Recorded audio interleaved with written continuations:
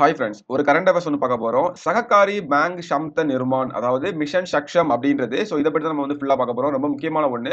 இது யாரு இன்ட்ரோடியூஸ் பண்ணாங்க அப்படின்னு பார்த்தீங்கன்னா, ஆர்பிஐ தான் ரீசென்ட்டா இன்ட்ரோடியூஸ் பண்ணது. ஏப்ரல் 28, 2026ல பண்ணது. ஓகேங்களா? ஆக்சுவலா வந்து பார்த்தீங்கன்னா, நம்ம இத கரண்ட் அஃபேர்ஸ கவர் பண்ணல. அது ஒரு முக்கியமானது அப்படின்றது பட்டுச்சு. அதனால தான் பார்க்குறோம். இதோட நோக்கம் என்ன? இதான் முக்கியமானது. நகர்ப்புற கூட்டுறவு வங்கிகளின் திறனை மேம்படுத்துதல் மற்றும் வலுப்படுத்துதல். அர்பன் கோஆப்பரேட்டிவ் பேங்க்ஸ் ஓகேங்களா? யுசிபிஸ் இருக்குல்ல. அதோடைய திறனை வந்து மேம்படுத்துதல் மற்றும் வலுப்படுத்துதல். அதான் இதோட முக்கியமான நேம்.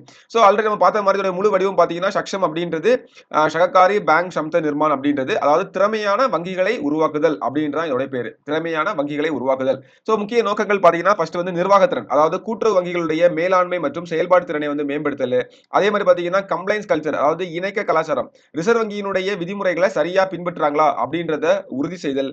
அதுக்கப்புறம் பார்த்தீங்கன்னா, நிறுவன உறுதித்தன்மை. இது வந்து நிதி நெருக்கடி காலங்கள்ல வங்கிகள் நிலையா செயல்படுறடைய திறன்ல இருக்குதா? அப்படி இல்லன்னா அத வந்து மேம்படுத்த என்ன பண்ணணும்?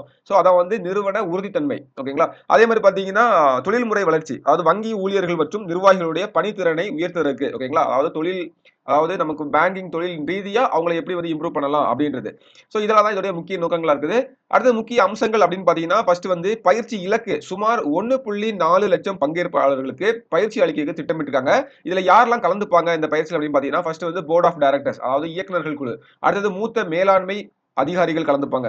அதுக்கப்புறம் நிர்வாகம், இணக்கம் மற்றும் தணிக்கைத்துறை தலைவர்கள் அதாவது head of risk, compliance and audit இந்த டிபார்ட்மெண்ட்லாம் இருக்கவங்க வந்து கலந்துப்பாங்க. அதுக்கப்புறம் பாருங்க ஐடி மற்றும் பிற முக்கிய துறை ஊழியர்கள் இவங்க எல்லாருமே இதுல வந்து கலந்துப்பாங்க. பயிற்சி முறை எப்படி இருக்கும் அப்படின்னு பாத்தீங்கன்னா, நேருக்கு நேராவும் இருக்கும். அதே மாதிரி ஆன்லைன்ல கத்துக்கிற மாதிரி இருக்கும். இல்ல 2மே மிக்ஸ் ஆயிருக்கிற மாதிரி இருக்கும்னு சொல்லிருக்காங்க. ஓகேங்களா? இதுல என்ன மொழி யூஸ் பண்ணுவாங்கன்னா, பயிற்சியில பங்கேற்பாளர்கள் என்ன மொழியை புரிஞ்சுக்கிறாங்களோ, அந்த மொழியில அதாவது பிராந்திய மொழிகள்ல வந்து பண்றதுக்கு பிளான் பண்ணிருக்காங்க. இது வந்து நகர்ப்புற கூட்டுறவு அமைப்புகளுடைய அம்பர்லா ஆர்கனைசேஷன் அண்ட் தேசிய கூட்டுறவு மற்றும் மாநில கூட்டுறவு கூட்டமைப்புகளோட இணைந்து செயல்படுது. ஓகேங்களா? இவங்களுடைய கூட்டு முயற்சி தான் இந்த இது. எக்ஸாம் பாயிண்ட் ஆஃப் வியூல நீங்க ஞாபகம் வைக்க வேண்டிய விஷயம் என்னன்னு பாத்தீங்கன்னா, 2 விஷயம் தான். ஃபர்ஸ்ட் வந்து வங்கித்துறையை வந்து சீர்திருத்தம் பண்றாங்க. அதாவது கூட்டுறவு வங்கிகளுடைய நிர்வாகத்தை நவீனமயமாக்குறதுக்கு மேற்கொள்ளப்படக்கூடிய மிக முக்கியமான நடவடிக்கைகள் இது ஒன்று. கரெக்ட் தானே?